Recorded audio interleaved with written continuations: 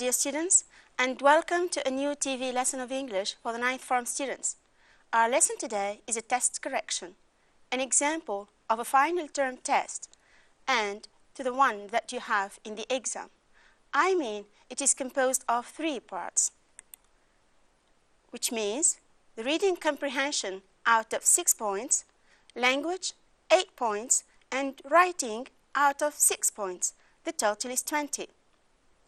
Now, when you play a computer game, you try to win the maximum of points.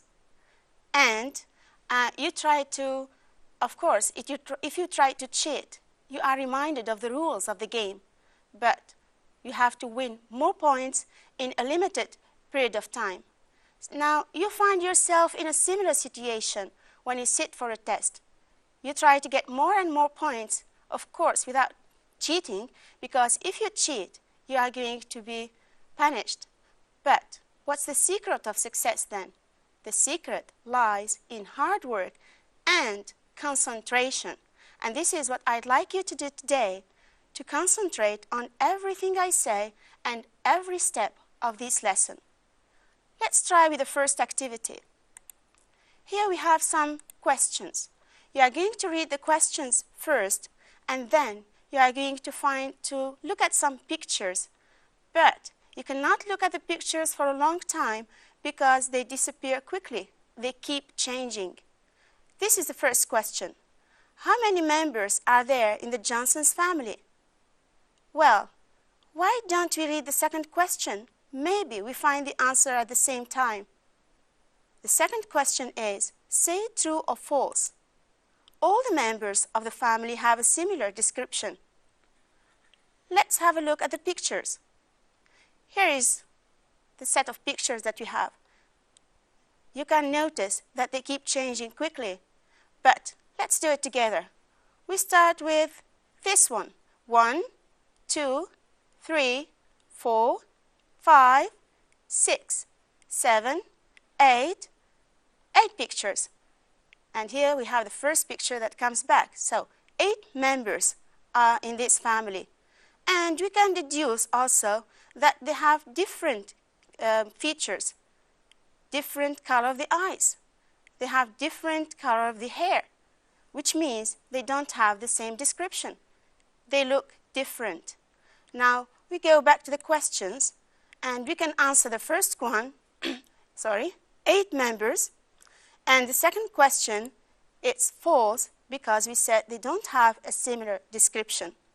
You can notice that it was very easy and we didn't need a lot of time because we have an idea of what we were trying to look for or the answers that we were trying to find before we looked at the pictures. Now let's do another activity. You are going to look at this picture, but I'd like you to remember the maximum of items that exist in this room. Before I give you a set of questions, you are going to read some questions later. But first of all, I want you to focus on the maximum of details that exist in this picture. Let's do it together. Well, in this picture, there are 2 beds, there is a chair, there is a bureau, a butterfly on the wall, there are many colors, green, white, blue, a carpet. I think it's very tiring to remember every detail here. And what about this one? Is it a book? Maybe it's a copybook or maybe a magazine. I cannot even see the title. I really feel stressed and confused. And I can admit that I'm frightened from not being able to answer all the questions because it's really confusing. Anyway, let's have a look at the questions. The first question is, the picture was of a bedroom, a bathroom, or a dining room. We go back to the picture again. I can notice from the beginning that it is a bedroom. There are 2 beds here, and it's not a bathroom, of course, or a living room. So this is easy. I can answer the question. It is a bedroom. How many people live in the room? Now, I can't see any person in the room, yet I can deduce from the two beds that I have here that there are two people who live in the room. I'm not told exactly that there are two people, but I can deduce it. I can infer it from the picture. Right. The third question is, write true or false. There is a computer on the bureau. I'm helped. I'm guided. I have to look only at the bureau. I have to focus on this part. So I don't need to look at the other parts any longer. I'm going to focus on this part, and I notice clearly that there is no computer, so the answer is false. Okay? But although I managed to answer all these questions, it wasn't really easy. I had to remember many items that I didn't need at all. I wasn't asked about them, and I even didn't have to try to find out whether the book, it was a book or a copybook or any other item that was put on the bureau, which means I spent too much time on details that I didn't need. Yeah? So I noticed that when I have an idea about the questions and what I am looking for to find, or what I want to find from the pictures, it's much easier. So let's try to have an idea about what happens when you have a text in front of us. Well, the same thing happens. When I have a text, I have to focus on the text in general, just to have an idea about the general idea of the text, or about the topic in general. But if I am asked to concentrate on a paragraph, a specific paragraph, then I don't have to read the text, the whole text again, but just focus on this specific paragraph. Yet, if I'm asked to find the meaning of some words, or to find synonyms, or to circle the right meaning, then it's better, and even it's important, to go back and read the whole paragraph to be able to understand the meaning in the context, in the sentence. Okay? Right. In the first question, you have to tick the right answer. The text is argumentative, descriptive, or narrative. Let's go to the text. Normally, in a test situation, you read the text alone and silently, but today I'm going to read it aloud. But not alone. I'm not going to read alone, but you are going to read also at the same time. I read slowly. Now, my dad is one of the most fascinating people I know. When I look at him, I first notice his physical characteristics. If I look long enough, however, I can see some of the things that have happened during his 72 years of life. I really like looking at my dad's face. One side of his face droops a little because of a small accident he had many years ago. His bright blue eyes, surrounded by wrinkles of experience, seem to smile more than his tired mouth.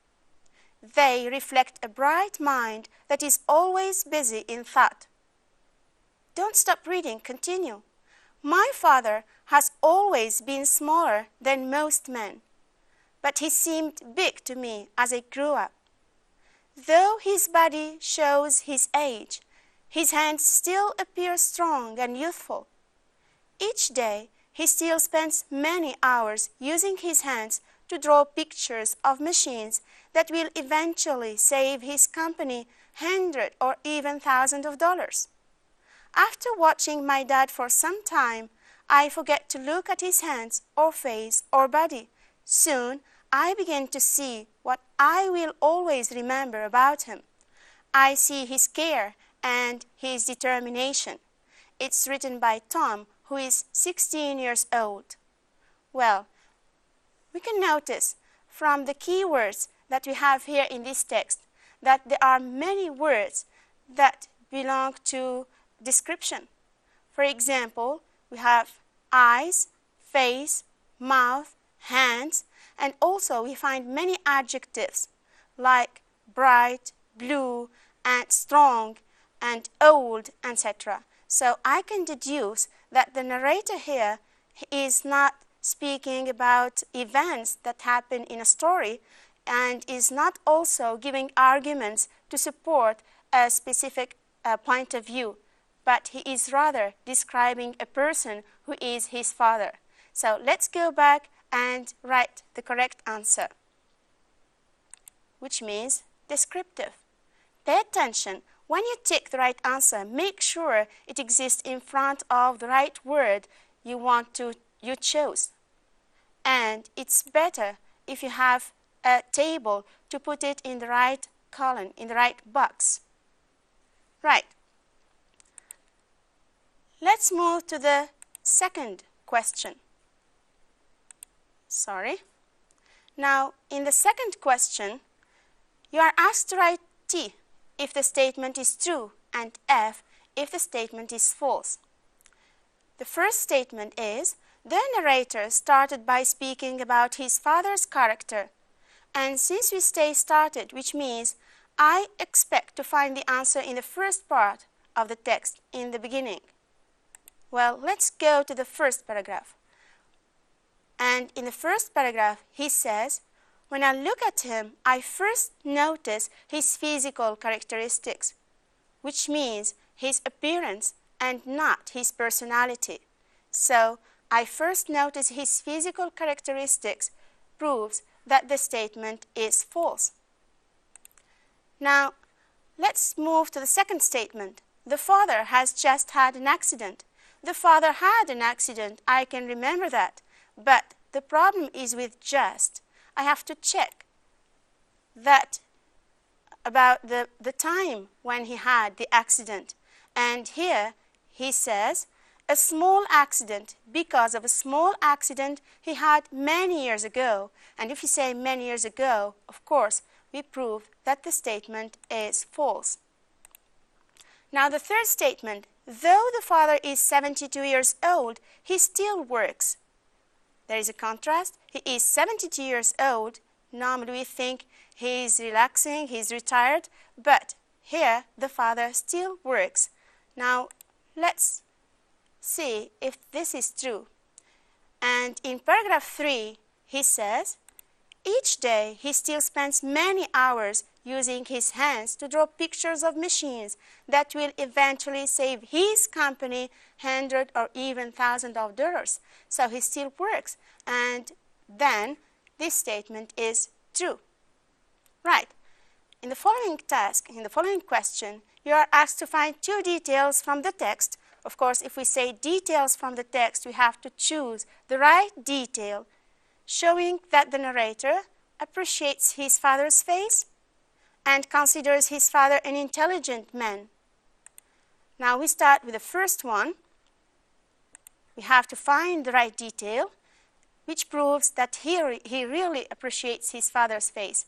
I really like looking at my dad's face. If he likes looking at his dad's face, which means he really appreciates it. And then, of course, the answer is this sentence. This is the right justification. Okay?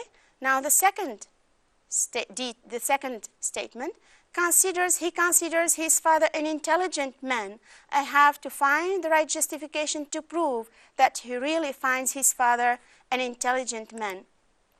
And if I go to paragraph 2, if I focus on paragraph 2, he says, his bright blue eyes, surrounded by wrinkles of experience, may seem to smile more than... Okay, here's the right justification that I need.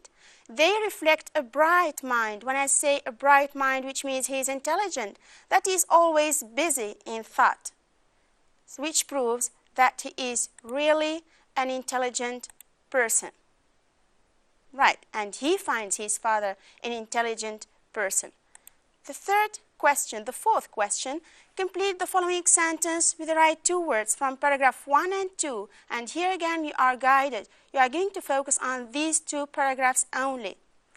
Although the father has a blank in his face because of old age, his son finds him and another blank. Let's focus on the first one. although the father has something in his face. So I have to find a noun here in this paragraph to complete the missing word.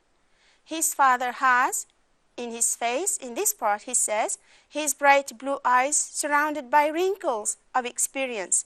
And there is another word that I don't know, for example, which is droops. I don't know the meaning of droops, but for the other words, they are easy. I know them. So I hesitate between droops and wrinkles. And if I look at droops, he says, his father droops, his face, droops a little, which means droops here is a verb, and I need a noun. And if I look at wrinkles, his bright blue eyes surrounded by wrinkles of experience, which means maybe wrinkles because of age, which means that I think that wrinkles is the right word. Okay? I write the answer. So he has wrinkles in his face because of old age. His son finds him. We say, I find this book interesting. I need an adjective then. Now, his son finds him. The word that suits the blank here is fascinating. My dad is one of the most fascinating people. So his son finds the father fascinating. Okay? I write fascinating and make sure that you write the words correctly. Pay attention. Find in paragraph 3 synonyms to the following words. So I focus on paragraph 3 only. Finally, and appeared or looked. I try to find a synonym here and a synonym for the second word. The first one, well, he says, in this part, he still spends many hours using his hands to draw pictures of machines that will eventually save his company hundreds or even thousands of dollars. So that will finally save his company money. When I replace eventually by finally, it doesn't change the meaning, which means it is a synonym. Now what about the second word? He said, looked or appeared. Or we can say we need a verb here, and I have to find a synonym that is a verb also.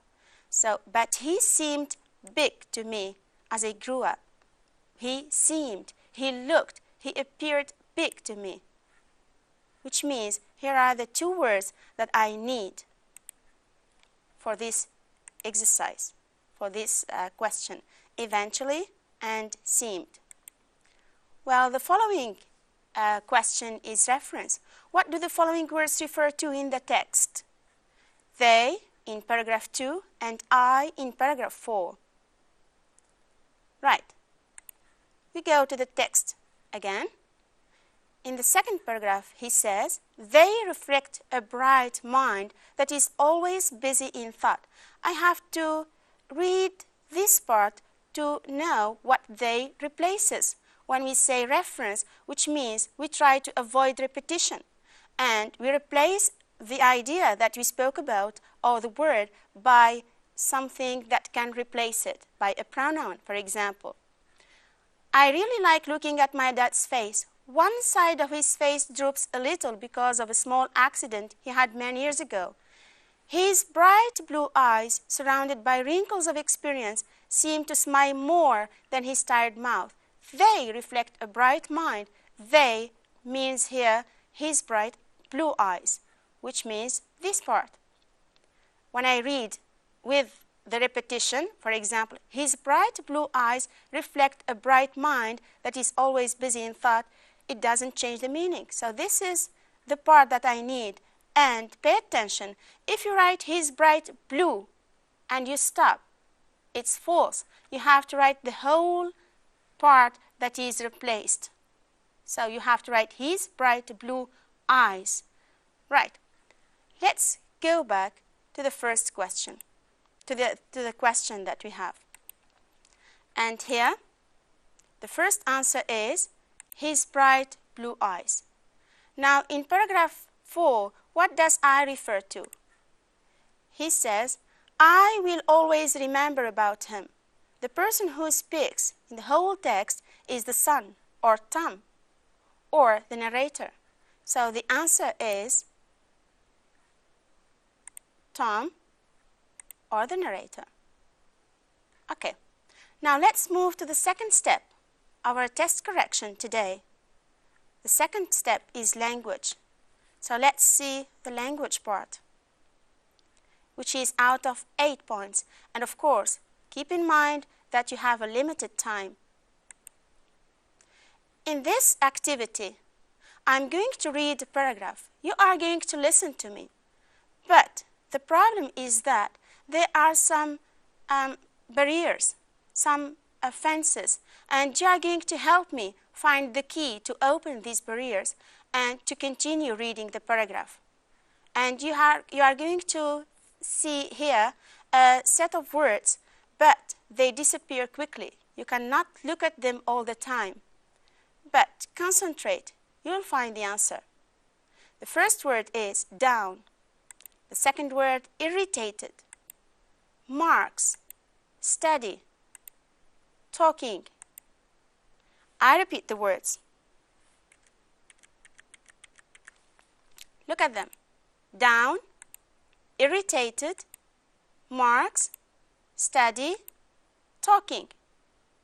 All right, I read the first sentence, the first part. My parents are always telling me I'm not getting good enough. Good enough what?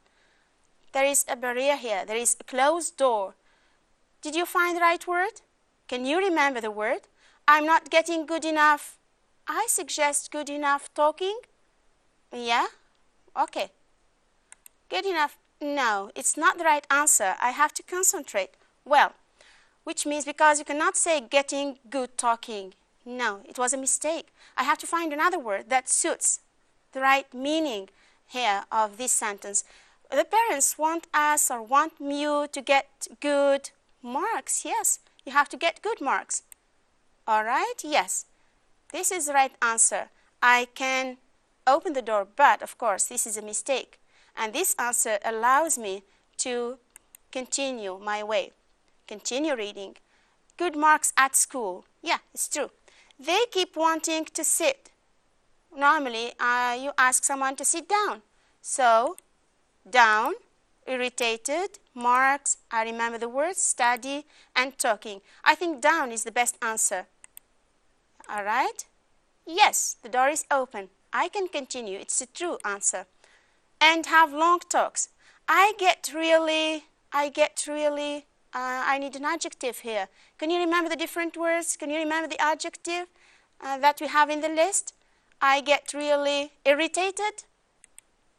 Yes, good. I get really irritated, and it's the right answer, although it's difficult to remember the exact word. In the end, I always have to say, all right, stop. Normally we say stop speaking. So here, the word may be stop talking. Yes, talking, ing form, and it's the right answer. And then about it, and let me do something. So if he asks him to stop talking, which means he wants to study. I remember it's the only word that is left, and also it's true. Let me study. Let's check. Yes, it's correct. But it was difficult, isn't it? Wasn't it? And you have a similar exercise in your tests, but I can make sure that the exercise that you have is much easier than the one we have here, for many reasons. Let me ask you some questions and be honest. In the exercise that you have in the test, do you have the whole list in front of you all the time? Yes. Say yes if it's true. Yes. Can you read the whole paragraph? Yes, you can. Can you skip some words and come back when you are sure of the answer? Yes. Can you change your mind if you find out that you need this word in another blank? Yes. But unfortunately, many of you don't take advantage of all these benefits. Many of you don't read the whole list. Many of you don't read the whole paragraph. And many of you don't even try to compare and to make sure that the word they needed is the real word by reading the paragraph again and again. So that's why sometimes for the same exercise, some pupils find it very easy while others find it very difficult. It depends on the way you work, so pay attention. Right, let's move to an exercise that is similar to the one that you have in your test. And this is an exercise answered by one of the pupils. Let's check that he really gave or wrote the correct answers. I'm going to read the words and read the paragraph while you focus at the same time on whether the answers are true or false. Now, the list is factories, smell, for, sick, city, were, after, and leaving. I read the paragraph. Look around you. What do you see? What do you hear? And what do you smell? Sorry, he says smell, yes. I'm not going to read the answers. Then we are going to check if they are true or false first. If you live in you probably see many people. You hear the noise of traffic and you smell the pollution from cars. And we are entering a new time in the history of the world. Before this, many people, farmers. Now many people are the farms and moving into the cities. They are looking jobs. The cities are growing very quickly. Now let's concentrate on the answers. Look around you. What do you see? What do you hear? What do you... Here he suggests smell. And if I say smell, I know that it is related to the other words here. The words related to sense organs. To see, to hear. So logically, we need a verb here, and this verb has a relation with the other verbs in the sentence. So smell, I think, is the right answer. If you live in factories, here I can notice that there is a problem. When we say, if you live, can you live in a factory? First of all. Then, we can't use a, which means one, with the plural noun. So I need here a place where we can live and in the singular. And I suggest, personally I suggest city. And this is the answer that you have to find also. So let's change factories and replace it with city. Now, if we find two answers, and we are sure of this answer, which means this one is also false. Because we cannot write the same word twice.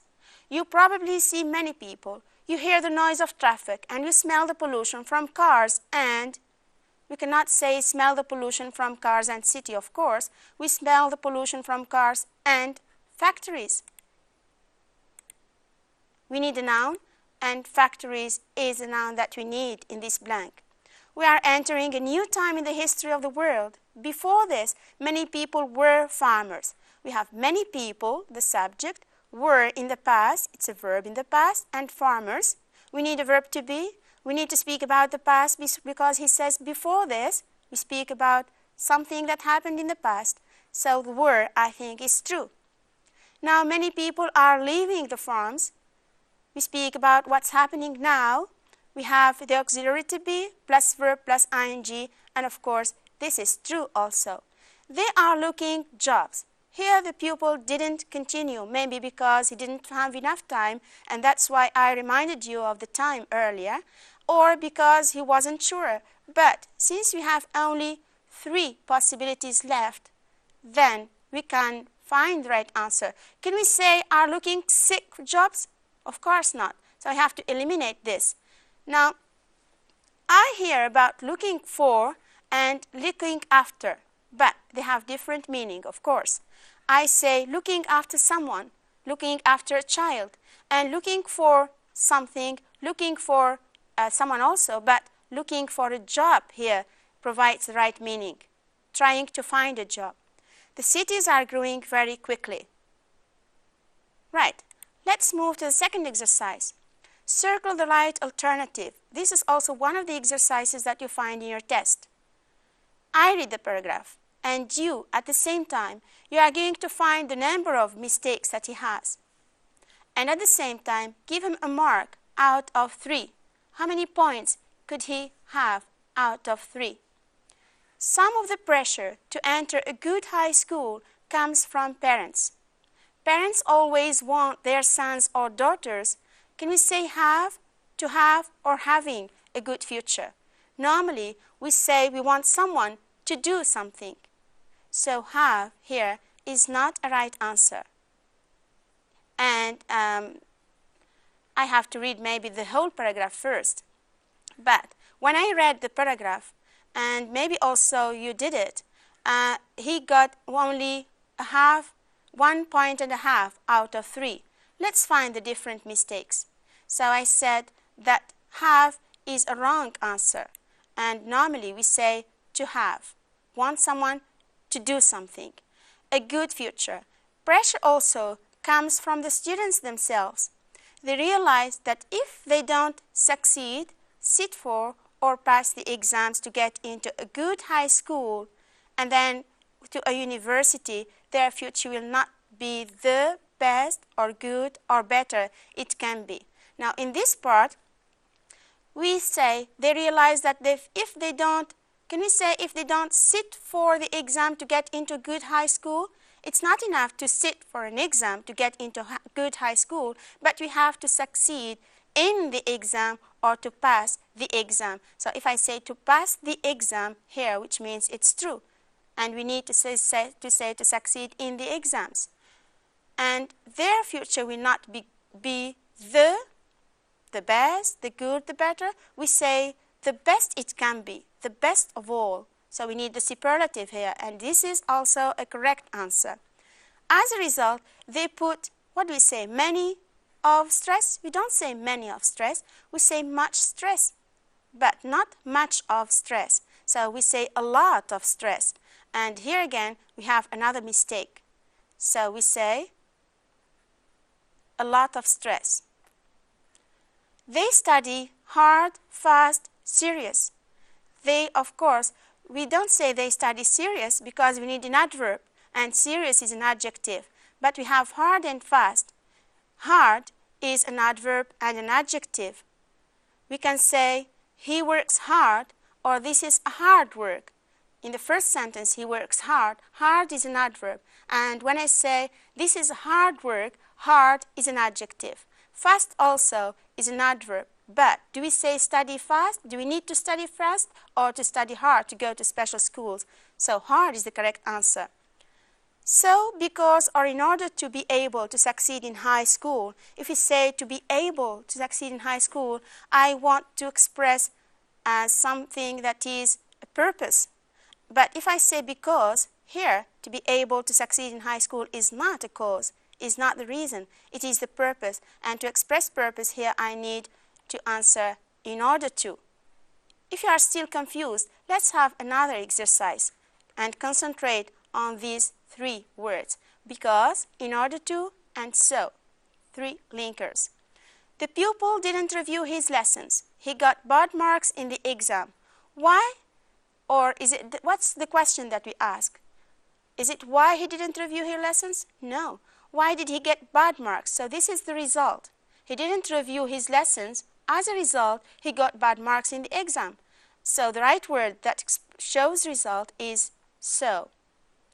The second sentence, the pupil got bad marks in the exam. He didn't review the lessons. Here, he didn't review the lessons is the cause.